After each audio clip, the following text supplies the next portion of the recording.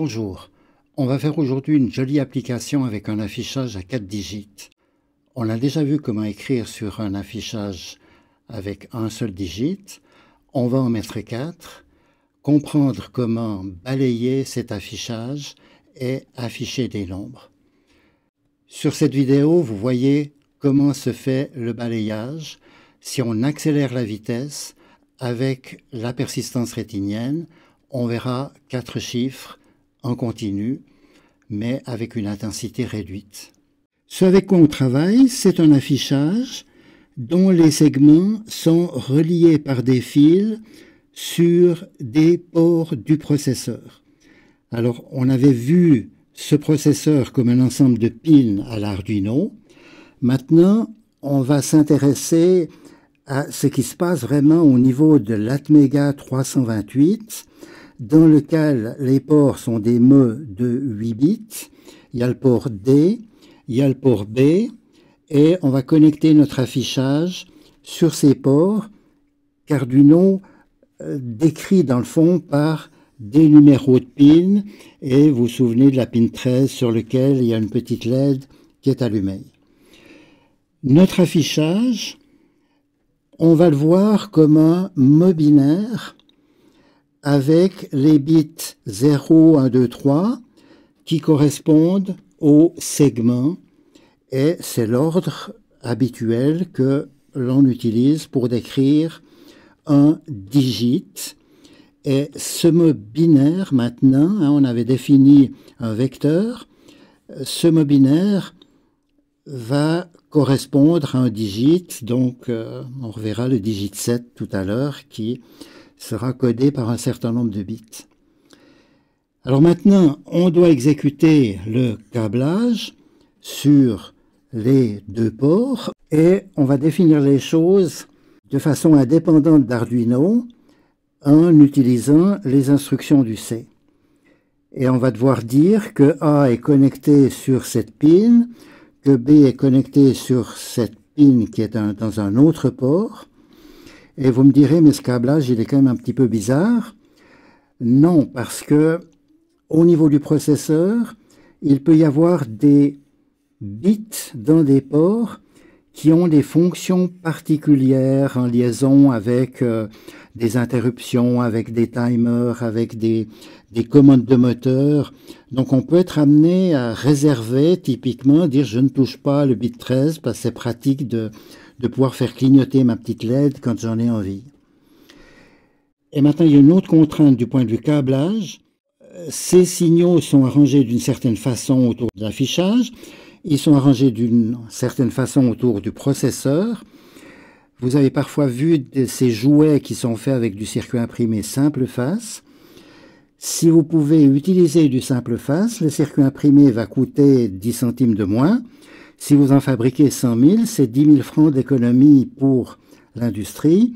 Ça vaut la peine de réfléchir un petit peu à comment mélanger ce câblage différemment pour que le circuit imprimé soit plus simple.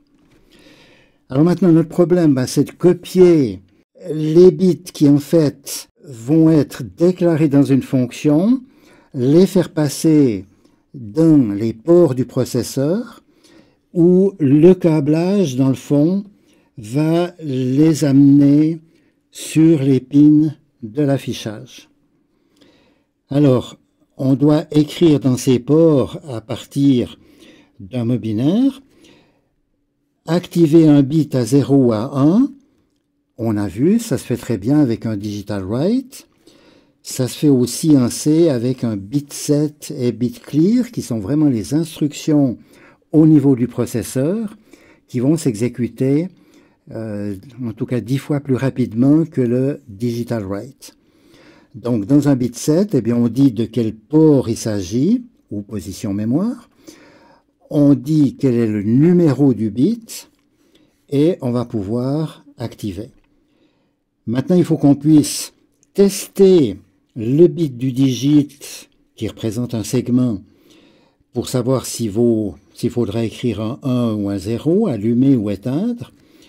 Le digital read, on l'a utilisé pour tester un bouton poussoir à 1 ou à 0. mais il n'existe pas pour les positions mémoire, et ici on est dans une variable en mémoire. Le bit test, est-ce que ça a été prévu par le C? Non, ça n'existe pas, même au niveau de l'assembleur, c'est associé à des sauts conditionnels pour ceux qui connaissent l'assembleur.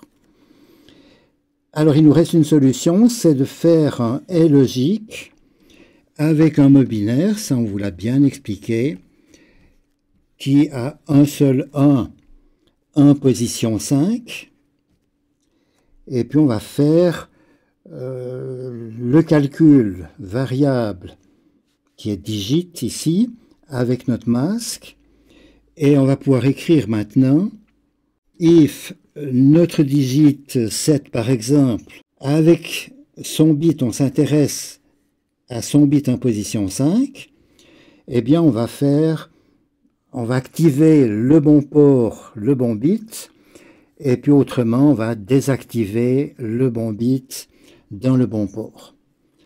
Donc on se retrouve maintenant à devoir gérer tous les chiffres dans une table qui est une table de bytes, mais dans ces bytes, contrairement à ce qu'on avait déjà vu, chaque bit correspond à un segment. Et c'est la fonction copy-digit, le paramètre sera le numéro du digit. Et maintenant, pour afficher le premier bit, par exemple dans un 0, ce bit est allumé, on va dire, si dans mon digit 0, j'ai le bit 0 qui est à 1, eh bien je vais activer sur le port D la pin 7, donc il faut garder présent le schéma de câblage. Et ici, on décrit le schéma de câblage, on décide les connexions, on décide si le segment est allumé ou éteint quand on a un 1. On va toujours ici représenter le 1 comme étant l'état allumé, mais ici, on pourra décider si il faut un 0 ou un éteindre pour activer la diode lumineuse à l'intérieur du segment. Alors maintenant, si on veut afficher les chiffres 1, 2, 3, 4 pour vérifier que tous les segments sont corrects, on fait la petite boucle for habituelle de 0 à 9. On copie le digit I et on passe à travers cette table et on attend avant de passer au suivant. Alors cette table, est-ce qu'on peut en faire une boucle? Là, on voit bien que ça incrémente, mais ici, on parcourt les pins du processeur d'une façon aléatoire. Néanmoins, c'est extrêmement rapide puisque chaque fois, on a 2-3 instructions par ligne. Bien, maintenant, si on veut balayer notre affichage, on voudrait afficher 4 digits dans des modules qui existent. Tous ces segments sont câblés en parallèle. Mais il y a une entrée pour chaque digit de sélection et on va balayer, c'est-à-dire qu'on va sélectionner le premier digit après avoir préparé la valeur sur le port des segments et puis ensuite on va désélectionner, sélectionner le suivant, etc. Et il faudra faire attention que au moment de la commutation, on ne voit pas un petit début. Si j'avance ici la sélection, je pourrais afficher pendant quelques microsecondes le chiffre précédent.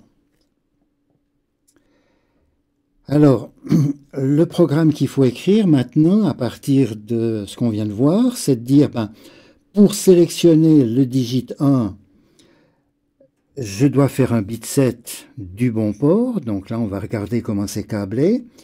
Pour le désélectionner, off, je dois faire un bit clear.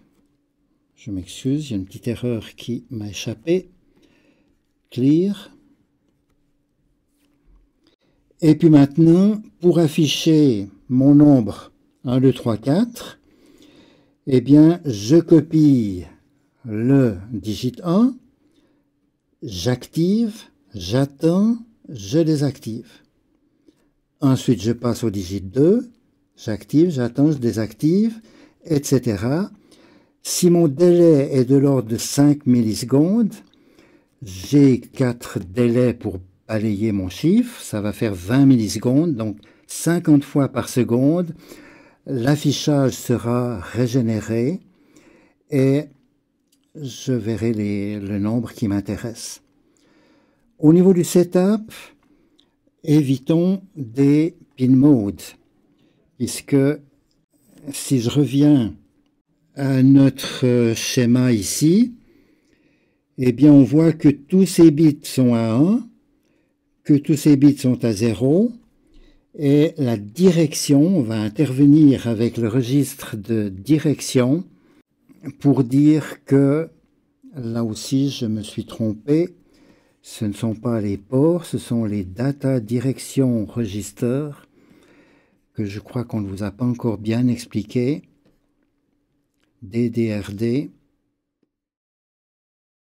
Alors maintenant, il nous reste le problème d'afficher un chiffre, un nombre qui a été mémorisé, et pas simplement 1, 2, 3, 4. Ce nombre se trouve dans une variable. Et maintenant, on a décidé de balayer d'afficher d'abord celui-ci et ensuite les suivants. Donc notre première opération, c'est de récupérer dans un mode 8 bits le premier digit. Et pour ça, on peut très simplement le décaler de 12 positions en prenant le nombre. Donc, au niveau de notre procédure qui affiche un nombre, ce nombre sera un nombre entier que j'appelle nombre. La première opération, ce sera de dire, je vais copier le digit, que la valeur de ce digit, de 1 à 9, eh bien, je le trouve dans la variable nombre qui a été décalée de 12, j'ai un 0 qui a été injecté en analysant le décalage. Je vais sélectionner mon digit. Là, j'ai déjà regroupé les 3 instructions qu'on a vues tout à l'heure. Et maintenant, l'opération suivante, c'est de dire, pour le digit 2, je dois me décaler de 8, puis après de 4, et puis après de 1 avec des masques. Eh bien, c'est beaucoup plus simple de dire, au lieu de faire un truc spécial pour le deuxième digit, je décale le tout de 4 bits à gauche et je me retrouve dans la situation où le chiffre affiché se trouve tout à gauche et je dois le décaler de 12. Donc je me retrouve, après avoir écrit nombre décalé de 4 à gauche, dans la situation où je peux réutiliser mon copie-digit avec le décalage de 12. Je fais 4 fois ça et mon nombre est affiché. Alors attention, on travaille ici avec des nombres BCD. Si votre application a travaillé avec des nombres binaires, ils seront affichés en hexadécimal. Et la conversion de binaire en BCD est quelque chose où il y a des programmes qui existent et qui sont en fait faciles à écrire si on a compris la procédure. Autre chose importante, on remarque ici qu'on a une attente de 5 millisecondes et ensuite on passe rapidement à de nouveau une attente de 5 millisecondes. Si on veut surveiller les moustaches d'un robot, par exemple, tout en affichant un nombre, eh bien, on pourra le faire ici avant de retourner dans la boucle, toutes les 5 millisecondes, ce qui peut être tout à fait accessible. Ou bien, si on doit faire une surveillance plus rapide que toutes les 5 millisecondes, eh bien, il faudra modifier ce programme d'attente pour dire, au lieu d'attendre 5 millisecondes, on va attendre 5 fois 1 milliseconde, et chaque milliseconde, aller vérifier s'il y a d'autres tâches à exécuter. Donc, cette notion d'algorithmes, de fonctions qui sont bloquantes ou pas, c'est assez important à comprendre et on y revient. Bien, on a vu des exemples de manipulation de bits, on a vu comment décrire le câblage d'une façon qui soit claire et qui se documente par elle-même. On a vu comment balayer un affichage et puis on a vu aussi comment transmettre un nombre par petites portions à cet affichage.